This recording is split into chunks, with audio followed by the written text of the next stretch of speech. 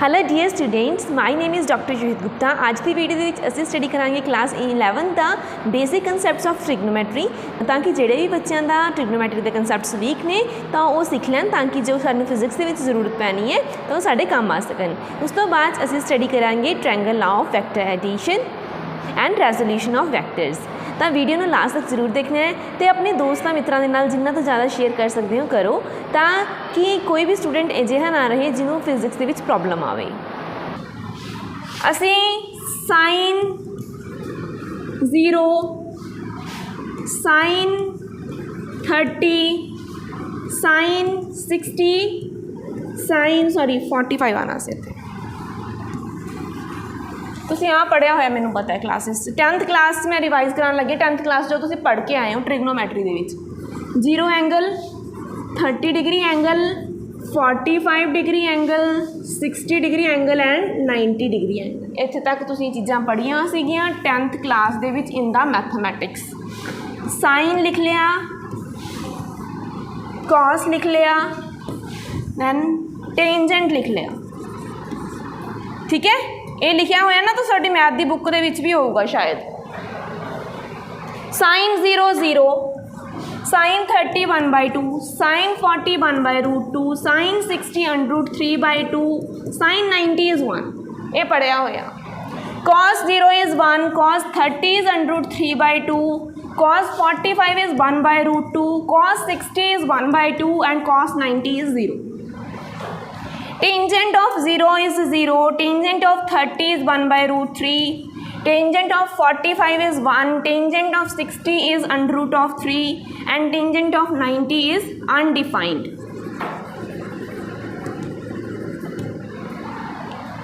जब 1/0 आ जाता होंगे है ना, that is anything divided by 0 is undefined। ये तुसी पढ़िया होया in the 10th class। आ गया याद?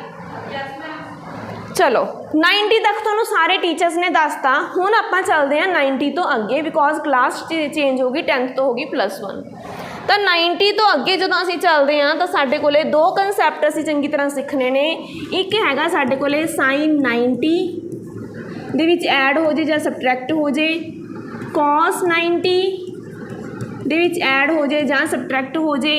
ਸੈਕੰਡਲੀ ਸਾਈਨ ਆਫ 180 ਦੇ ਵਿੱਚ ਐਡ ਹੋ ਜੇ ਜਾਂ ਸਬਟਰੈਕਟ ਹੋ ਜੇ, ਸਾਈਨ cos ਆਫ 180 ਦੇ ਵਿੱਚ ਐਡ ਹੋ ਜੇ ਜਾਂ ਸਬਟਰੈਕਟ ਹੋ ਜੇ।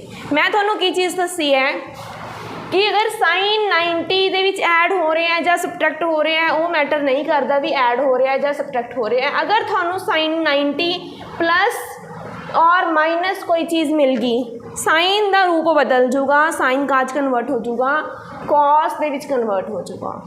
ਜੇਕਰ cos 90 ਪਲੱਸ ਮਾਈਨਸ ਸਮਥਿੰਗ ਕਰਦੇ ਹਾਂ ਤਾਂ cos ਦਾ ਵੀ ਰੂਪ ਬਦਲ ਜੂਗਾ, ਕਾਹਦੇ ਵਿੱਚ ਕਨਵਰਟ ਹੋ ਜੂਗਾ, ਸਾਈਨ ਦੇ ਵਿੱਚ ਕਨਵਰਟ ਹੋ ਜੂਗਾ। ਠੀਕ ਹੈ, ਇੱਥੇ ਥੀਟਾ ਦਾ ਥੀਟਾ ਲਿਖ ਦਾਂਗੇ, ਇੱਥੇ ਵੀ ਥੀਟੇ ਦਾ ਥੀਟਾ ਲਿਖ ਦਾਂਗੇ। ਹਜੇ ਮੈਂ ਇੱਥੇ ਦੇ ਮੂਰੇ ਪੋਜ਼ੀਟਿਵ ਆਉਣਾ ਨੈਗੇਟਿਵ ਆਉਣਾ ਉਹਦੀ ਕੋਈ ਗੱਲ ਨਹੀਂ ਕੀਤੀ। ਸਿਮਿਲਰ ਹੁਣ ਉਸ ਤੋਂ ਬਾਅਦ ਆ ਗਿਆ, ਅਗਰ ਤੁਹਾਨੂੰ ਮਿਲਦਾ ਹੈ ਸਾਈਨ 180 ਪਲੱਸ ਮਾਈਨਸ ਥੀਟਾ ਤਾਂ ਸਾਈਨ ਦਾ ਰੂਪ ਨਹੀਂ ਚੇਂਜ ਹੁੰਦਾ, 180 ਦੇ ਉੱਤੇ ਉਹ ਸੇਮ ਰਹੂਗਾ, that will be sign theta, ਇਹ cos ਥੀਟਾ। ਬਟ ਇੱਥੇ ਮੈਂ ਹਜੇ ਖਾਲੀ ਥਾਵਾਂ ਛੱਡਤੀਆਂ, ਮੈਂ ਪਲੱਸ ਲਗਾਵਾਂ ਜਾਂ ਮਾਈਨਸ ਲਗਾਵਾਂ, ਉਹਦੇ ਵਾਸਤੇ ਆ ਕੰਸੈਪਟ ਹੈ ਵਿਚ ਇਜ਼ ਇੱਥੇ ਲਗਾਵਾਂਗੇ 0 degree angle, this is your 90, this is 180, this is 270 and this is 360 degree. Formula है add sugar to coffee, A is for all means sine family, not only sine. Sine family मतलब sine मतलब cosecant, cos family मतलब cos and secant, tangent मतलब cotangent दी family. सारिया values 0 तो लैके 90, चाहे 360 माइनस समथिंग, और सॉरी 0 तो लैके 90 चाहे 360 प्लस समथिंग, तो आंसर सारा ने वैल्यू की आएगी पॉजिटिव आएगी। नैक्सट अगर ये आऊगा, ये सिर्फ साइन की फैमिली, साइन और कोसेक्वेंट, इत्थे ये दोने पॉजिटिव आएंगियां। इत्थे टेंजेंट की फैमिली, टेंजेंट और कोटेंजेंट की वैल्यू पॉजिटिव, बाकी सारियां नैगेटिव। इत्थे सी इज़ फॉर कॉस दी फैमिली और कॉस और सेकेंड, ये सारे की आएंगे पॉजिटिव आएंगे, बाकी सारे की आएंगे ਨੈਗੇਟਿਵ ਆਉਣਗੇ। ਹੁਣ ਗੱਲ ਕਰਦੇ ਹਾਂ ਜੀ ਸਾइन 90 प्लस माइनस थीटा। ਹੁਣ sine 90 plus minus theta plus अगर करते हैं 90 तो ये वाले क्वाड्रेंट इनू सैकेंड क्वाड्रेंट बोलते हैं, इनू फर्स्ट बोलते हैं, इनू थर्ड बोलते हैं, इनू फोर्थ बोलते हैं। ठीक है, अगर 90 प्लस थीटा होंदा तो ये वाले क्वाड्रेंट लाई करूँगा, जे साइन 90 माइनस थीटा हो गया तो ये वाले क्वाड्रेंट दे विच लाई करूँगा। गल क्लीयर हुई? 90 प्लस हो गया सैकेंड क्वाड्रेंट लाई करूँगा, 90 माइनस हो गया तो फर्स्ट क्वाड्रेंट दे विच लाई करूँगा। दोनों ही quadrant they which first quadrant दे विच भी ते सैकेंड क्वाड्रेंट दे विच भी साइन की वैल्यू देखो इधर सारे पॉजिटिव ने, रह गया कला ये साइन की है पॉजिटिव, मतलब जो आंसर आना इत्थे की लगूगा पॉजिटिव साइन लगेगा। इन्नी गल क्लीयर हुई? सैकेंड आ गया cos 90 plus minus of theta. हुन cos 90 जे प्लस का आंदा है तो आंसर पॉजिटिव आऊगा। अगर मैं इनू दो दे विच क्लासीफाई अगर करदा cos 90 plus theta and cos of 90 minus theta, दोनों दे विच आंसर तो साइन थीटा ही आएगा, बट किदे मूरे प्लस आना है किदे मूरे माइनस आना है वो देखांगे। अगर असी साइन cos 90 प्लस थीटा करता तो सैकेंड क्वाड्रेंट लाई करूँगा।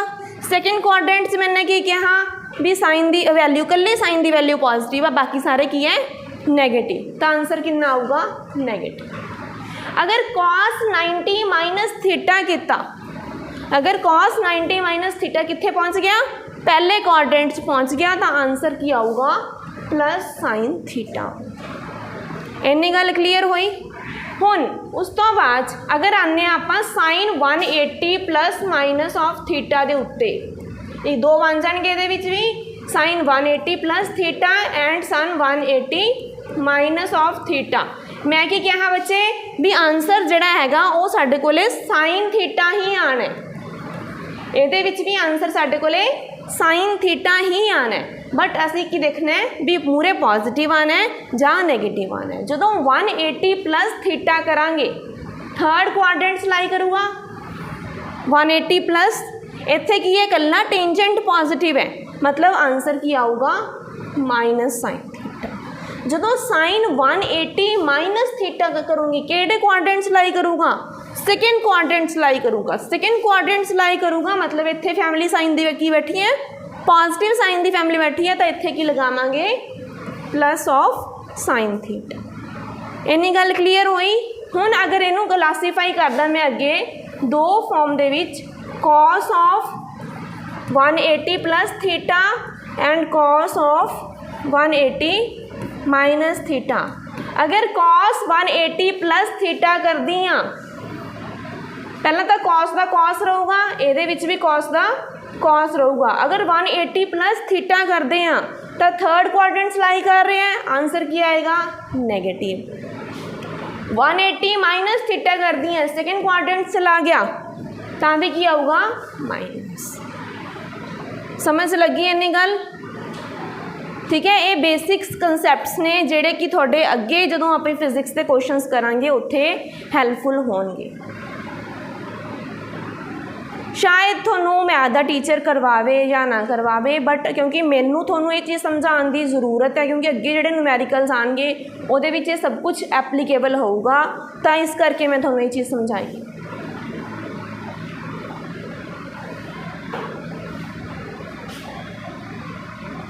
समझ लग गया? मेरा मैथ समझ लग गया? चलो नैक्सट साडे कोल आंदा जिहड़ा अज दा टॉपिक है वो है रेजोल्यूशन ऑफ वैक्टर्स। एक सच थोनू वो रह गया कराना,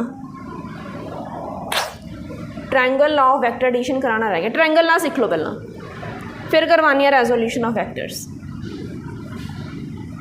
triangle law of vector addition जिहड़ा हैगा वो साडे parallelogram law of vector addition चों ही निकलूगा। Parallelogram law of vector addition सबने किया होया है, जे नहीं किया होया तो पहला वाली वीडियोज़ देख ली। ठीक है,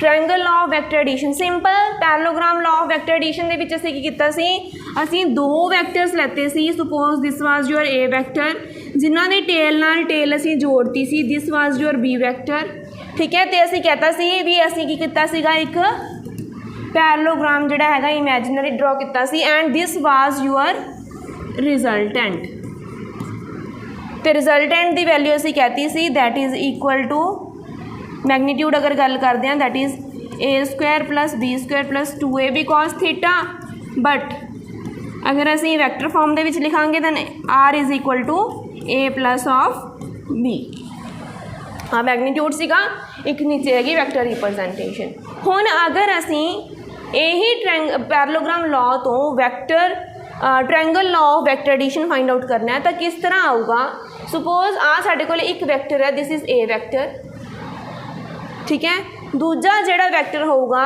this is your B vector दोनों की जा रहे ने सेम सीक्वेंस जा रहे ने मतलब एक दा हैड दूसरे दी टेल नाल मैच कर रहे हैं तो जिहड़ा रिजल्टेंट सीगा वो असीं कीता सीगा भी ये होगा r is equal to a plus of b किस तरह आया देखो अगर असीं देखिए जिहड़ा b वैक्टर है ए वाले वैक्टर दे पैरेलल है the resultant can be written as a plus b vector in the case of parallelogram law of vector addition and resultant can be written as a plus of b in the triangle law of vector addition the triangle law भी same है बस ये असीं लिखांगे ये जिहड़ा order लवांगे वो a vector दा हैड दूजे b वैक्टर दे टेल नाल जॉइन करांगे ते जिहड़ा रिजल्टेंट होगा that will be the higher side of the triangle समझ लग गई इन्नी गल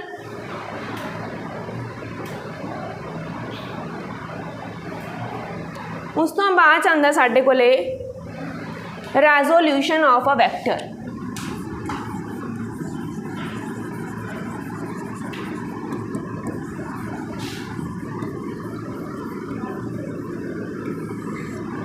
रेजोल्यूशन ऑफ वैक्टर वैक्टर नू रिजोल्व किवें करना है अगर मान लो एक वैक्टर है सुपोज आ वैक्टर है हुणे किहड़ी डायरैक्शन च लग रहे मैं इत्थे कोई मैंशन नहीं कर रही बट ये की होंगे असी सानू एग्जैक्टली सुपोज किसी वैक्टर की डायरैक्शन नहीं पता suppose this is your A vector ठीक है अगर तो वैक्टर होंदा इस डायरैक्शन दे विच तां मैं कह दिंदी भी जी हाँ एक्स है जी आ वाई है ठीक है जे इधर बना लीए तो एक Z एक्सिस है तो तीन एक्सिस सानू पता नहीं एक्स वाई Z बट हुण मैनू ये वैक्टर की डायरैक्शन नहीं पता तो मैं की करूँगी जो मैनू डायरैक्शन स्पैसीफिकली नहीं पता बट इन्ना पता लग रहा भी ये ए वाले प्लेन दे विच लाई कर रहे हैं बोर्ड के उत्ते ड्रॉ कर रहे इट मीनस ए वाले प्लेन दे विच लाई कर रहे हैं तो असीं इहनूं दो कॉम्पोनेंट्स दे विच डिवाइड कर लैंदे आ एक कॉम्पोनेंट बना लैंदे आ अलॉन्ग द एक्स एक्सिस एक कॉम्पोनेंट बना लैंदे आ अलॉन्ग द वाई एक्सिस मतलब कि जदों मान लो इत्थे कोई ऑब्जैक्ट पिया सुपोज ये वाले पॉइंट के उत्ते कोई पत्थर पिया तो इत्थों मैं थ्रैड बनता पत्थर दे नाल ते उन्होंने मैं खिंचण की कोशिश कर रही हाँ इन दिस डायरैक्शन तो मेरे को पत्थर के उत्ते जिहड़ा फोर्स लग रहा वो दो कॉम्पोनेंट दे विच डिवाइड हो जाऊगा फोर्स लगा रही हाँ ना मैं वो दो कॉम्पोनेंट्स डिवाइड हो जाऊगा एक हो जाऊगा अलॉन्ग द एक्स एक्सिस ते दूसरा हो जाऊगा अलॉन्ग द वाई एक्सिस ठीक है इन्नी गल क्लीयर होगी भी एक वैक्टर नूं असीं दो डायरैक्शनस दे विच डिवाइड करांगे this is known as a resolution का मतलब हुंदा वैक्टर नूं की कर देना असीं डिवाइड कर देना दो फैक्टर्स दे विच डिवाइड करांगे एक अलॉन्ग द एक्स एक्सिस दूसरा अलॉन्ग द वाई एक्सिस मान लो आ एंगल जिहड़ा हैगा वो बन रहा है एक्स एक्सिस दे नाल थीटा जे हुण आपां ट्रायंगल चले जाइए in triangle O A B चल जिए जाना है कि सोना है थल्ले बन चले बैठे सुते पे अद्धे अलर्ट बैठो in triangle O A B के विच चलिए तो अगर sine of theta sine theta is perpendicular upon hypotenuse perpendicular कितना हैगा ए बी हाइपोटेन्यूज कितनी है ओ ए बी की वैल्यू कितनी आ जाएगी ओ ए साइन थीटा आ गई, ਇਹਦੀ वैल्यू आ गई OA साइन थीटा। तो OA ਅਸੀਂ ਕੀ ਮੰਨਿਆ ਸੀ A ਵੈਕਟਰ ਦੇ ਇਕੁਅਲ, ਤਾਂ मैं OA ਦੀ ਜਗ੍ਹਾ ਦੇ ਉੱਤੇ A ਲਿਖਦਾ, ਕੋਈ प्रॉब्लम ਤਾਂ नहीं, कोई प्रॉब्लम नहीं। उस तो बाद अगर ਅਸੀਂ देखिए cos of theta base upon hypotenuse OB upon hypotenuse, OB की वैल्यू कितनी आ जाएगी, हाईपोटेन्यूज कितनी है OA into cos of theta cross multiply किया मैंने, ठीक है। OA की वैल्यू कितनी है again A cos of theta, मतलब OB की वैल्यू लिख सकती है मैं A cos थीटा, तो AB की वैल्यू कितनी लिख सकती हाँ A साइन थीटा। मतलब कि अगर मैं वैक्टर्स नूं डिवाइड करना होवे, मैं वैक्टर नूं डिवाइड करना होवे दो कंपोनेंट्स दे विच, एक अलोंग द एक्स एक्सिस ते एक अलोंग द वाई एक्सिस, तो ए वैक्टर नूं मैं लिख सकती हाँ that is AX into I cap मतलब एक्स डायरेक्शन जा रहे हैं, plus AY into J cap. X axis दे बल कितनी वैल्यू है A cos theta into I cap, y axis दे बल कितनी वैल्यू है, ये पैरेलल है ना, ये तो कितनी आ जाएगी A sine theta into J cap. तो इस तरह असी वैक्टर नूं दो कंपोनेंट्स दे विच डिवाइड कर सकते हैं, one along the x axis की होगा A cos theta and along the y axis की आ रहा है A sine theta. Clear, sine cos component देखांगे। हाँ हुणे ट्रायंगल च गए हैं ना, ट्रायंगल च जदों चले गए इधरली साइड ते आपां आप कड्ढे ने ये कॉस थीटा ते ये साइन थीटा, ये कोई रट्टा मारने वाली गल नहीं भी कदों किहड़ी साइड के उत्ते कॉस लगूगा। ये जदों जदों क्वेश्चंस मैं करवाऊँगी, हजे थोड़ा जिहा कंसैप्ट होर कराऊँगी तो तुहानूं समझ आंदा रहूगा भी कॉस कित्थे लगाना है, साइन कित्थे लगाना है। बेसिकली हुंदा कि अगर थोड़ा जिहा आपां क्रैमिंग करनी होवे, रट्टा मारना होवे, तो जिधरले पासे वाले नूं थीटा होऊगा उधर कॉस होऊगा, जिधर पासे वाल थीटा नहीं होऊगा वो साइन, ठीक है। थोड़ी सी क्रैमिंग करने का तरीका है but it is not the right way.